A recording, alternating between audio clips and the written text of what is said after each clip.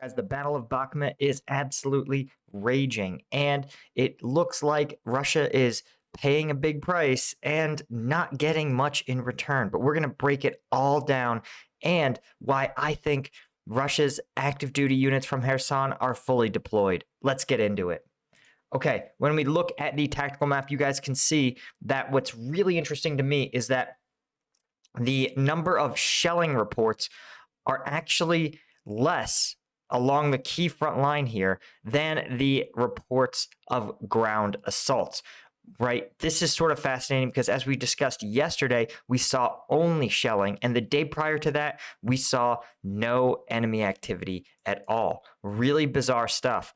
But what I think is happening, as we've discussed, this area around Bakhmut, despite being Russia's major operational objective, right? The expansion around Donetsk and the seizure of Bakhmut. Despite this, Russia has deployed a patchwork of units around this area that have different chains of command, different objectives, different styles of fighting, and minimal tools to coordinate. In the south near Donetsk, you saw DNR forces who, for at least the early part of this war, were being treated as though they were an entirely independent fighting force, though now it's unclear what their status is, given that Russia ostensibly claims Donetsk as a Russian territory. But you can be almost certain, human behavior being what it is, and every experience I've had with every military or paramilitary organization, they don't take kindly to new bosses. So I can virtually guarantee you that the DNR commanders here we're still fighting as an independent entity, setting their own objectives, fighting on their own schedule, right? Then in the north, of course, you had the Wagner group, who has been trying to prove to the Russian public that they are, in fact, a fighting force superior to the Russian Ministry of Defense forces. And so seizing Bakhmut would have been their crown jewel. Throughout this entire front line, you also had Russian active duty units, including a lot of recently mobilized troops. These mobilized troops simply don't come with the high-level coordination necessary. The vast majority of properly trained troops in Western countries don't arrive to the battlefield with the ability to operate as part of a multi-unit team, coordinate fires and air assets. These are skills that are generally developed in senior soldiers, non-commissioned officers, or officers. And so while there's a lot of mobilized soldiers on the front, they aren't going to be doing much more than trying to survive and follow the simple instructions of the people already there. All this to say, right, that all that indicates that it shouldn't be coordinated, systematic efforts across the front. And we've seen it up until this week. Russia has struggled to some areas of the front are quiet, some are engaged in heavy shelling, and some have lots of ground attacks. And only in the past week have we seen this sort of a similar battle rhythm to this entire front, right? We saw silence 2 days ago. We saw heavy shelling and no ground attacks anywhere. And now we're again seeing a huge wave of ground attacks pushing all across the front lines. And what that says to me is that somehow Russia has gotten all of these forces to play together. And I don't think they've done it with diplomacy necessarily. What I think they've done is taken their elite Russian active duty units, the ones that were fighting in Kherson, and they've redeployed them now to the front lines so that the front lines are now being primarily controlled by these elite units. And the truth is that, if you had an active duty Marine brigade and a brigade of conscripts, a brigade of convicts on leave from the federal prison, right? While both of them may be ostensibly fighting forces, the truth is that brigade of conscripts or convicts, they're going to defer to the Marines for the best ways to solve their tactical problems. Just like you defer to your doctor about your medical problems, right? You turn to the experts when they're available.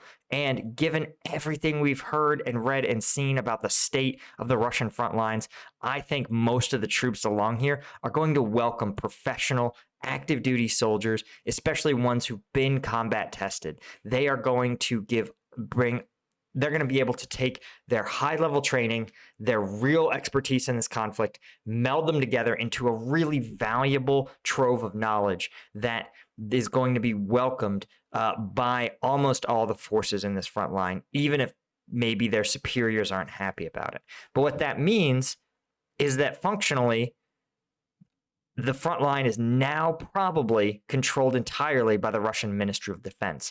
And that's why you're starting to see the emergence of a real strategy, right? Where there's a real rhythm to ground assaults, artillery assaults, and consolidation. Now, I would be remiss to say this is still not a great strategy overall. As you guys can see, right, there are attacks across the front lines. And there's still no concentration that I can tell. This is a function of both poor Russian planning, right? Failures of their logistics, inability to coordinate large numbers of troops, but it's also a function of robust Ukrainian defenses, where they rely on drones and really good intel and artillery fire missions to disperse concentrations of enemy forces before they get so concentrated that they can become that tip of the spear that can break apart their lines. Now, when we look over to the territorial map, we can see that, yes, these efforts have produced some positive outcomes for the Russian forces. You can see here, they've made some minor gains around Bakhmut, right? They're assessing control of this intersection that sort of forms the outskirts of the city itself. And you've got some other limited advances here around this reservoir. But what does this mean? In some ways, right, the battle for Bakhmut is the beginning of the battle for Bakhmut may have come to an end, but trust me, the hard part is just getting started. As you guys can see here, there's a couple of differences. The reason that Ukrainian forces, you might remember in Severodonetsk, right? This was a absolute dogfight. Ukrainian forces made the Russians pay for every block they took. And then they were prepared to make them pay the same price in Lysychansk, but they were unable to because the Russians effected an encirclement and forced Ukrainian combat troops to withdraw. That is not necessarily a danger in Bakhmut. You guys can see the city is not really close to encirclement. Ukrainian troops will be able to move soldiers and supplies in and out of the city with a pretty good frequency. And that will mean, of course, that this can become prolonged, heavy, brutal house-to-house fighting.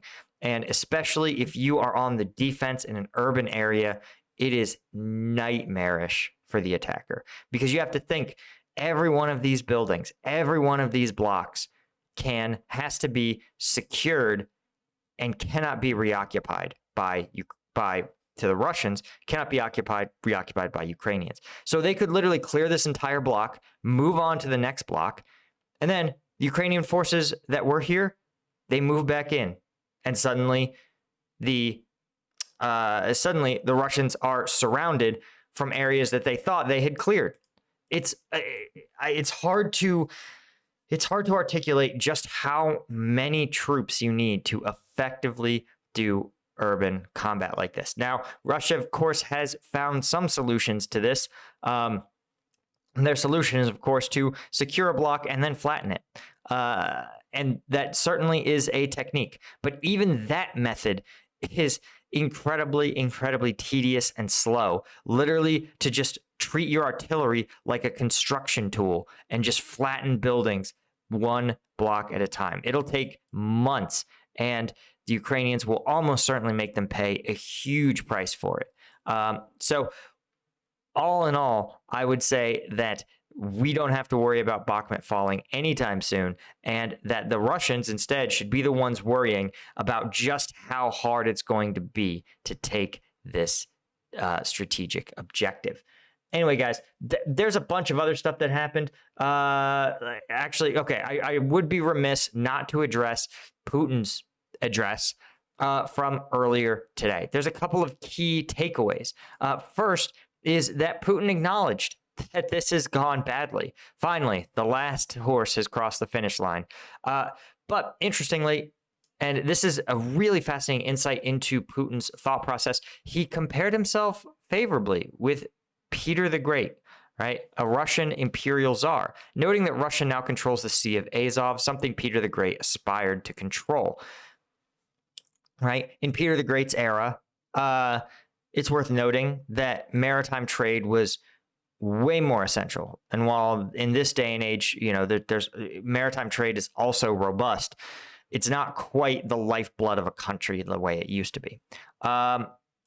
Right. But it's fascinating that he has chosen not to evoke Russian Soviet leaders and history and iconography, but imperial Russia. This is really a good insight into how Putin sees himself. He's putting himself, he wants to end his life considered on par with Peter the Great. And intrinsic to doing that is, of course, returning the Sea of Azov to Russian control and probably establishing, expanding Russia's imperial borders, right? So you end up, it could be a fascinating insight into someone like Putin, just to see who he considers himself compared to. What's also interesting is, of course, he also talked about nuclear weapons, right? He said that while Russia has a no first use policy, he said, I am not mad. We have a right to protect ourselves from any means available, but that they don't plan on using nuclear weapons first. And that while Westerners have said, well, if your policy all along was no first use, then why did you do all that saber rattling, alluding to using nuclear weapons? He said they're not a factor in provoking an escalation of conflicts, but that was actually just deterrence. He said, we haven't gone mad. We are fully aware of what nuclear weapons are.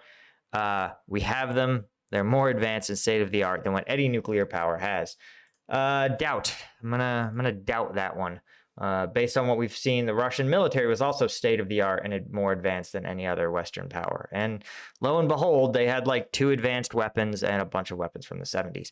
Anyway, guys, thank you so much, as always, for joining me. Of course, if you want access to the combat video breakdowns that, the viral ones that I can't show you on YouTube because they're a little too intense, I break down all those on the Patreon. Thanks so much to my Lieutenant tier patrons. You guys are the ones who make this whole thing possible. I'll see you all in the next one.